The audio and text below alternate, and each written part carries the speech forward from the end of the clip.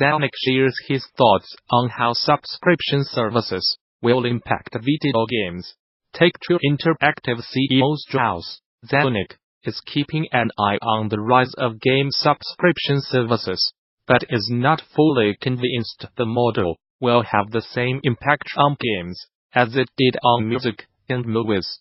Zelnick lightly discussed both subscription services and Google's coming Stadia game streaming service in a call with investors this week, sharing his thoughts on some of the barriers the tech has to overcome in the process. Overall, he does share some of the optimism many others do toward both trends, noting that the company is a believer in streaming services. On the other side, however, he says Take-Two needs to ensure the business model makes sense for its properties, and that's something that is less apparent at this point in time. You need to find that intersection in business models that serve the customer successfully and also serve everyone else who participates in the value chain, and that may prove to be a little challenging for subscriptions in the space, because I think people do consume video games differently than they consume any other entertainment. That difference leads to shifts in the all-you-can-eat subscription model. As far as games are concerned, he says the average American household spends 150 hours a month watching movies and shows, and only about 45 hours a month on interactive experiences like video games. But those hours spent on linear entertainment are spread across dozens of different shows and films, while that 45 hours spent on games are likely to be only 1 to 3 titles. And so in that event, if you play 1, 2, or 3 titles, and you play them for months in a row, which often happens in our world, then a subscription model may not be such a great deal for the customer, says Zelnick. So, this all remains to be seen. And again, we are open-minded. We want to be where the customer is, but I do not think it's a foregone conclusion that a subscription will be as massive for interactive entertainment as it has proven to be for music, and motion pictures, and television. But we will see. On just Stadia, Google's instant play cloud-based game platform, Zelnick says the concept is compelling if that can be delivered.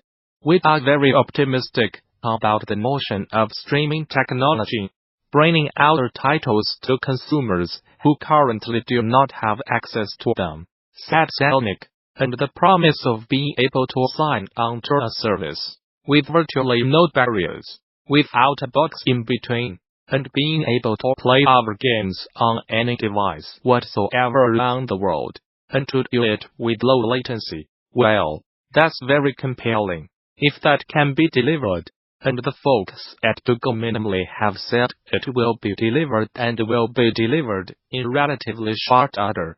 Activision Blizzard has appointed 3 company veterans to lead its main operating units, with the U.S. giant having experience of some high-profile departures since the turn of the year.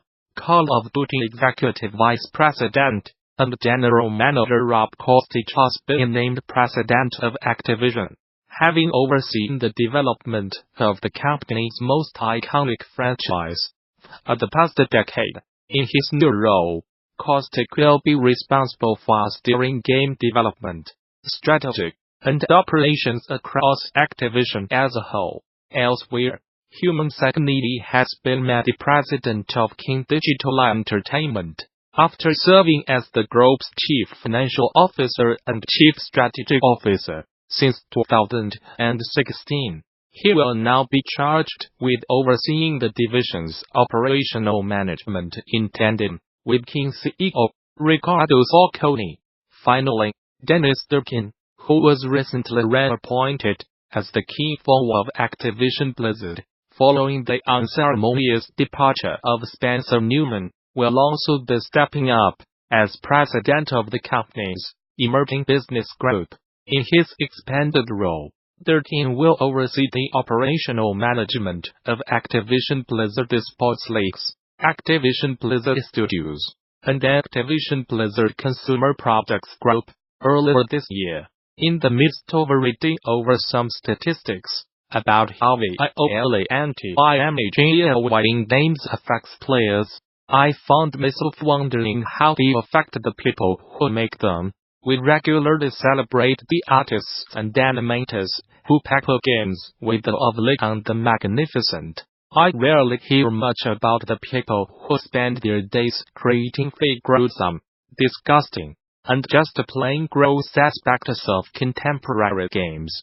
I am not just thinking of horror games here. Developing even an austere sci-fi shooter like Halo requires that some folks in the team spend significant amounts of time poring over pretty gruesome reference material in order to create disquieting monsters and levels. To do their jobs well, some developers spend a surprising amount of time studying disgusting material while their day job. They are rarely celebrated, and it's even rarer that they talk openly about how their work affects them personally. While I do not have any meaningful stats to share on this topic, I do have some stories to share that help shed some light on what it can be like to be an artist on a matter of thing. To lay some detail on a big project, former Halo artist Vic DeLeon has seen some of the more gruesome aspects of his day job spill over into his personal life. While working on Halo 3 as an environment artist, DeLeon found himself tasked with helping to create a level in which players explore a Covenant ship infested by the parasitic Flood. Two such levels would make it into the final game. I took 2 weeks to gather a bunch of different reference images, scientific stuff, biological stuff, a lot of just really gross stuff, recalls DeLeon. We wanted a lot of long stringy tunnels, and I debated the idea of looking at colonoscopy videos for reference. So I was watching all these colonoscopy videos to get ideas on what I could do to mimic their style. That feeling of being inside something. The Flood-infested Cortana level from Halo 3, DeLeon did not stop there either. The former Halo dev says he started studying images of tumors and other lesions in order to get an idea of how to texture and sculpt in-game surfaces. Then took a deep dive into mycology reports to study the grossest mushrooms and slime molds he could find. I remember looking at different types of gross biological things and saying, okay, we can integrate this and that, but not that. And then later in the day, I would suddenly start thinking about these super gross images, just out of nowhere, says DeLeon. My tolerance is pretty high, but I would still, all of a sudden, just be overcome with nausea. It was a rough couple of weeks. Like other artists I have spoken to, DeLeon says he was surprised at how studying this sort of repugnant reference material led to a change in his mental state. Despite feeling like he has a higher than average tolerance for disgusting images, I was a bio major in college. The artist found these images seeping into his day-to-day life. They did come up when I was least expecting it. Something would just pop into my head, an image or something, and for a well-derived felt, I would not say traumatized. You thought it, like when you are a kid and you saw something really disgusting or gory, or scary with, says DeLeon. I started associating that level with feeling disgusting. Once it was built, it took months and months of polishing, and in those months, I could not wait to work on something else. The level was so disgusting, and what I thought was neat at first really came to bear down on me. DeLeon's fellow developers were not unsympathetic either, though they eventually also learned to steer clear of his desk if they did not want to ruin their lunch. People would walk by my desk, and just like shudder or scream, says DeLeon, recalling that it became a standing office joke that people would avoid looking at his monitor while passing or visiting his desk.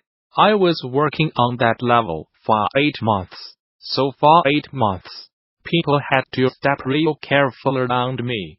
While DeLeon moved on to work on other projects, his strategy for coping with the mental stress of working on that flood level wound up evolving into a permanent part of his personal life.